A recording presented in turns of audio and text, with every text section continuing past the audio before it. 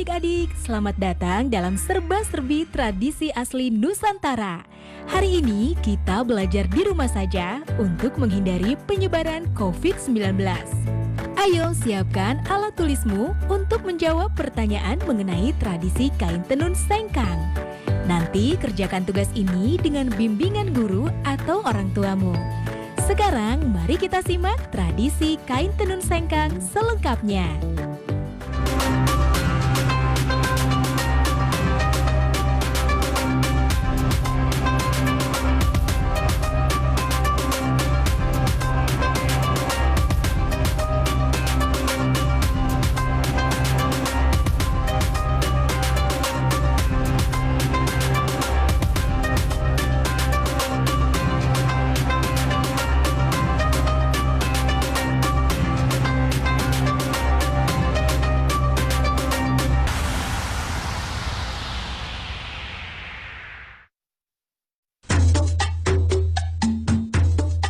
Menggores masa dan menyimpan makna tersirat. Saatnya kita kembali menengok warisan kekayaan Nusantara dari para leluhur. Salah satu warisan leluhur yang masih terjaga sampai saat ini dapat kita saksikan di kota Sengkang, sebuah kota di Kabupaten Wajo, Sulawesi Selatan. Secara sosiologis dan budaya, Kabupaten Wajo memiliki kekayaan budaya dan kekayaan alam yang menakjubkan. Di daerah ini ada Danau Tempe yang dikenal sebagai penghasil ikan air tawar.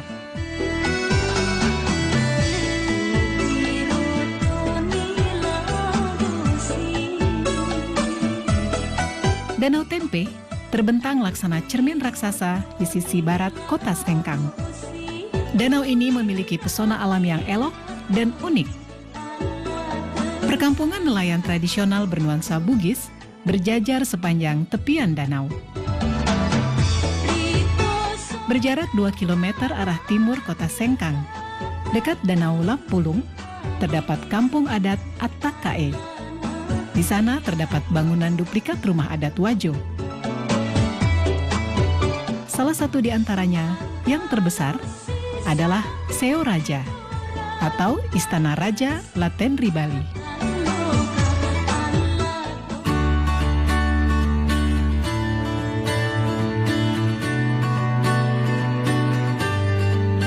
Ada yang khas dari masyarakat Bugis sebagai suku asli yang mendiami wilayah Kabupaten Wajo, yaitu keberadaan kain tenun sutra Sengkang.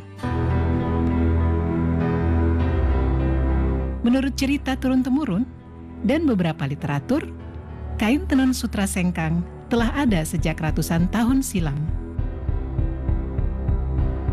Pertama saya mengungkap sebuah naskah yang pernah saya baca, yaitu Lontrak Belawa. Di situ pertama kali saya temukan kata-kata sutra. Di situ antara perkawinan anak Kaji dari Luwu dengan Iswari dari Mancapai. Di situ juga saya temukan kata-kata di dalam lontara, kata-kata sengkang. Nah, lalu ini putri dari Mancapai dengan perkawinannya dengan anak Aji dari Lu, maka diberikan kekuasaan di 4 daerah, yaitu Tempe, Singkang, Tampangan, dan Wage. Nah, disitulah awalnya kita mengenal, sudah mulai kenal nama Sutra. Tenun ini sudah ada sejak abad ke-14 di Kabupaten Wajo ini. Namun pada saat itu terbatas pada pembuatan untuk pemakaian sendiri, bukan untuk komoditi dagangan. Misalnya seseorang ingin melakukan hajatan pernikahan, terutama pada acara-acara pernikahan, itu biasanya anak-anak perempuan itu diminta atau disuruh oleh orang tuanya untuk menenun sarung. Apakah untuk dipakai dia sendiri ataukah untuk orang tuanya. Itu sehingga belum terjadi di masyarakat sebagai suatu komoditi dagangan, tetapi hanya untuk pemakaian sendiri.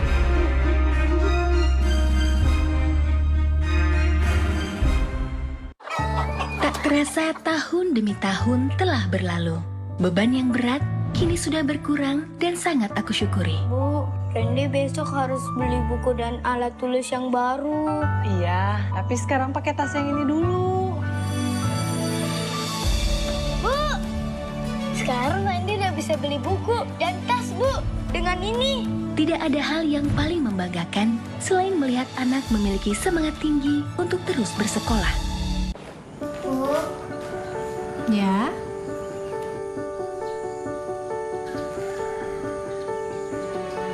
Bu, ini tabungan Intan.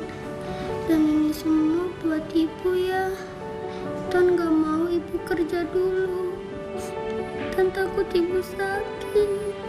Iya nak, Ibu berangkat kerja ya.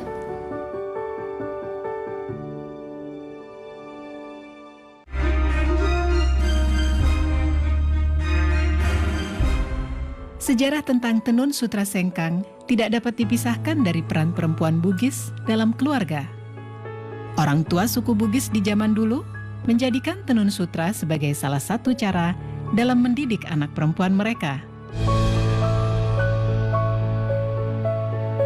Nah, salah satu cara untuk mendidik anak-anak perempuan zaman dulu agar supaya perempuan-perempuan ini bisa menjaga diri, terhindar daripada hal-hal negatif, sehingga lebih banyak dianjurkan atau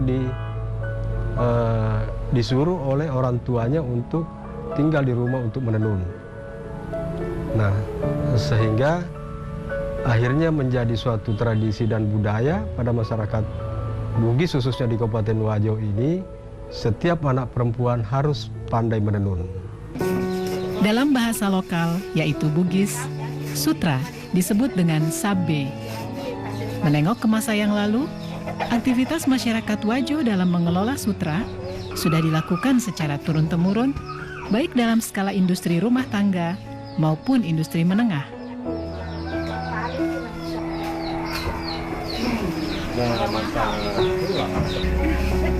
Proses pembuatan kain sutra membutuhkan waktu yang cukup lama dan melibatkan sedikitnya 15 orang dalam satu kali tahapan pembuatan kain.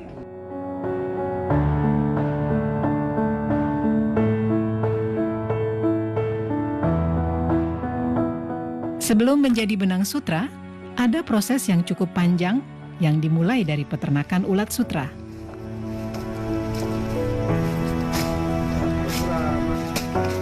Proses ini mulai dari pemeliharaan ulat sutra, proses menjadi kokon, hingga akhirnya menjadi benang sutra yang siap ditenun menjadi sehelai kain. Kita dapat telur dari Verfutani sesuai dengan pesanan. Contoh ini tempat telurnya dan menetas, misalnya penetasan tanggal 1. Ini menetas baru 3 hari makan, dikasih makan dengan daun murbei. Ada memang khusus daun murbei itu. Baru 3 hari makan, baru ada instar pertama, artinya tidur. instar pertama itu 2 kali 24 jam. Ulatnya tidur itu tidak makan. Baru setelah instar pertama makan lagi selama 2 hari. Masuk instar 2. Begitu seterusnya sampai instar 4. Ini sudah masuk instar 5. Artinya ini masuk untuk proses pengokonan. Tinggal 3 hari proses pengokonan. Dia akan membungkus dirinya jadi kepompong.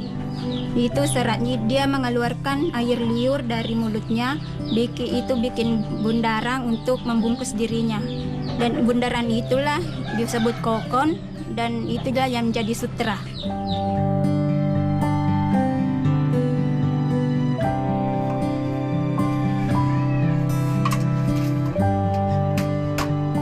Dalam proses pembuatan benang sutra menjadi kain sarung sutra, masyarakat pada umumnya masih menggunakan peralatan tenun tradisional, yaitu alat tenun gedogan atau masyarakat Sengkang menyebutnya alat tenun walidah.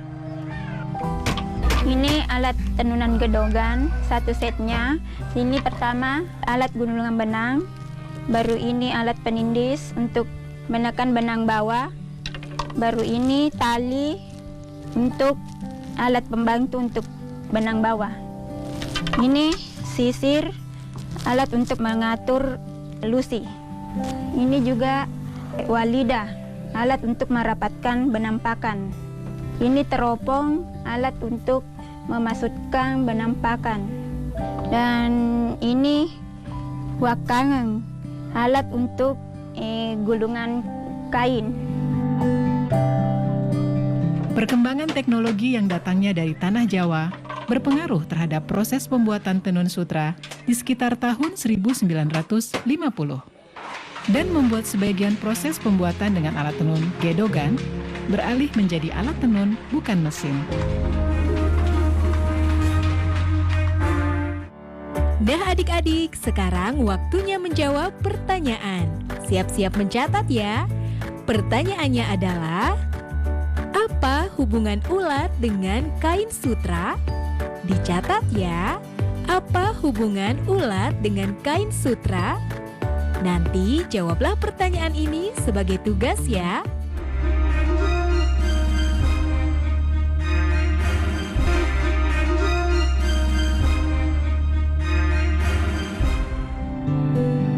Keberadaan kain tenun sutra Sengkang tidak dapat dipisahkan dari kehidupan sehari-hari masyarakat Wajo. Bahkan di tahun 70-an, tenun sutra seolah mempunyai keistimewaan tersendiri saat hari raya tiba.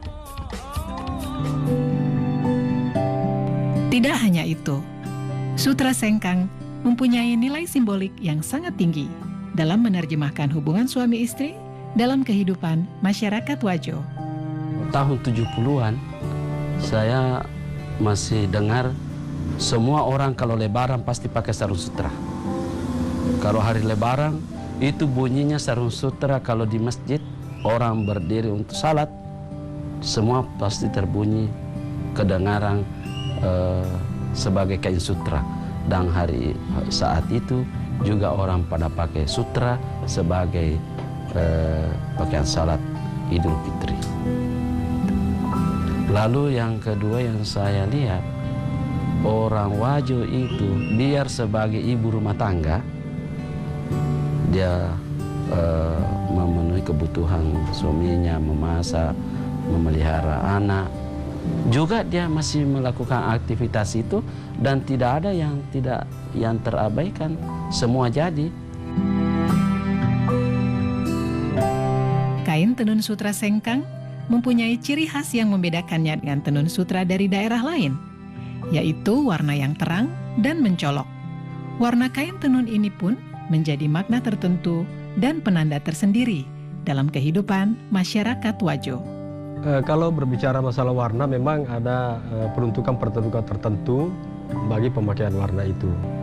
Misalnya saja seorang gadis itu biasanya memakai sarung baloreni, kotak-kotak kecil dan halus, dan terdiri dari warna tua muda. Pada umumnya memakai warna pink terang dengan pink muda. ataukah hijau daun dengan hijau muda, dan seterusnya. Berbeda kalau perempuan itu sudah berkeluarga, itu juga memiliki ciri warna tertentu. Ataupun laki-laki yang masih lajang, belum menikah. Nah, sehingga pemanfaatan sarung itu pada zaman-zaman yang lampau, pada umumnya keluarga-keluarga jika menghadiri undangan membawa serta keluarga-keluarganya. Jika satu keluarga memiliki anak laki-laki, itu dibawa serta dalam suatu acara pesta pernikahan, dan dipakaikanlah sarung yang menandakan bahwa si anak ini masih bujang. Di keluarga lainnya juga mungkin membawa anak gadisnya yang juga memakai sarung yang menandakan bahwa dia masih masih gadis. Ya, sehingga kadang-kadang terjadi perjodohan setelah acara itu, karena pada saat berkumpul orang-orang sudah bisa melihat, oh si keluarga ini memiliki anak laki-laki yang masih bujang, keluarga ini masih memiliki anak yang masih gadis. Jadi ada warna khusus untuk kalangan bangsawan, warna hijau karatong, kalau di sini kan hijau datu. Itu ada tempat-tempatnya bahwa kalau warna ini, kalangan ini yang bisa, umur sekian yang bisa pakai. Itu dulu, tapi sebagian sekarang masih daerah di Tanah Bugis masih pertahankan itu. Sebagian juga tidak pertahankan lagi. Selain warna, motif khas kain tenun sutra sengkang juga menjadi ciri khas yang telah ada sejak ratusan tahun silam. Meski seiring berjalannya waktu, motif-motif ini mengalami modifikasi. Sebenarnya motif-motif yang tercipta itu tidak terlepas daripada karakter orang Bugis Wajo itu yang berada dalam pemerintahan yang demokratis, walaupun pemerintahan itu kerajaan. Itu yang tercipta di masyarakat karena begitu leluasanya, begitu bebasnya orang mencipta, sehingga tidak ada batasan bagi mereka seniman-seniman perajin tenun ini untuk mendapatkan inspirasi yang lebih luas lagi, yang kemudian diimplementasikan ataukah dibuat dalam bentuk motif pada tenunan itu.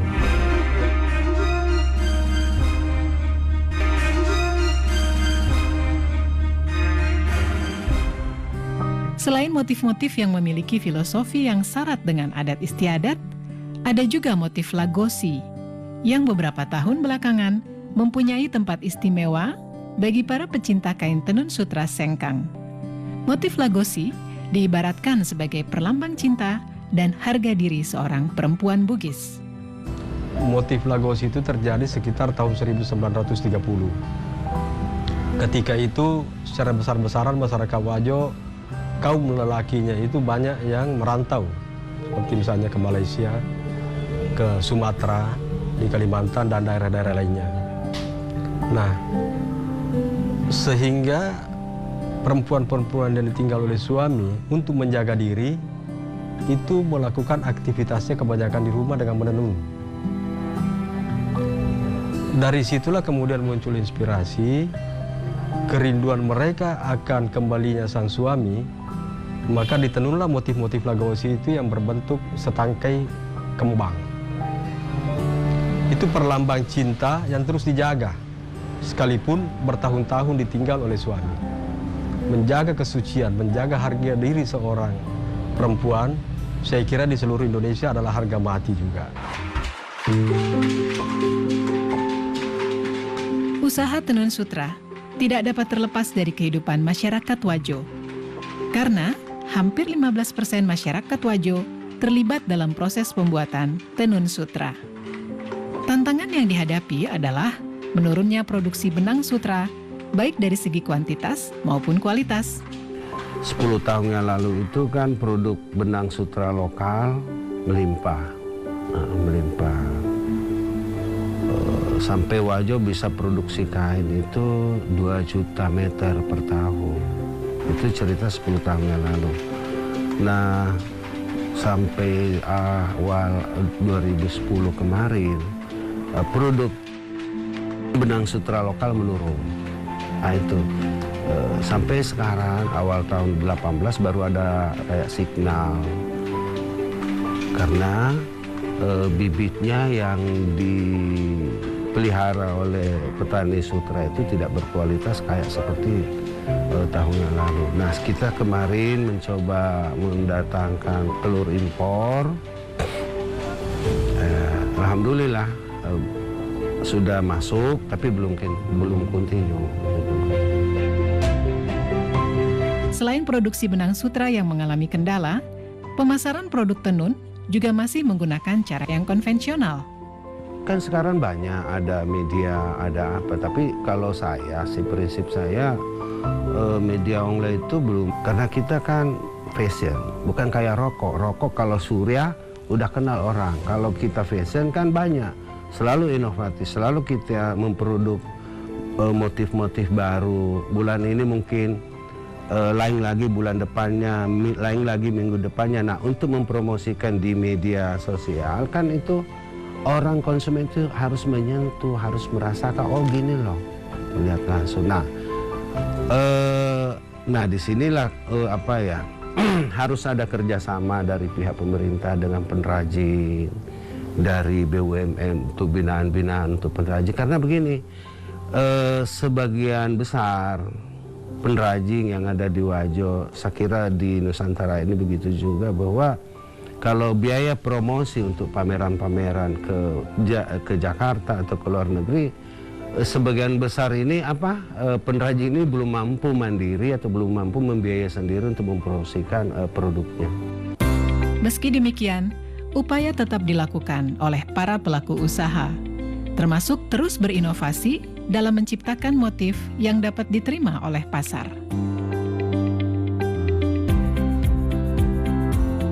Satu hal yang masih sangat melegakan dan menyisakan harapan besar, bahwa sampai saat ini, masyarakat Wajo, baik generasi tua maupun muda, sebagai pewaris kekayaan Nusantara ini, masih sangat mencintai dan menjadikan sutra sengkang sebagai bagian yang tak dapat dipisahkan dalam kehidupan mereka sampai kapanpun.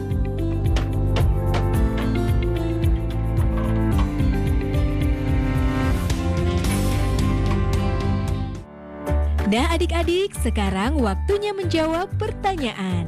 Siap-siap mencatat ya. Kita belajar banyak mengenai kain tenun sengkang. Pertanyaannya, apa yang kamu ketahui mengenai kain tenun sengkang? Dicatat ya.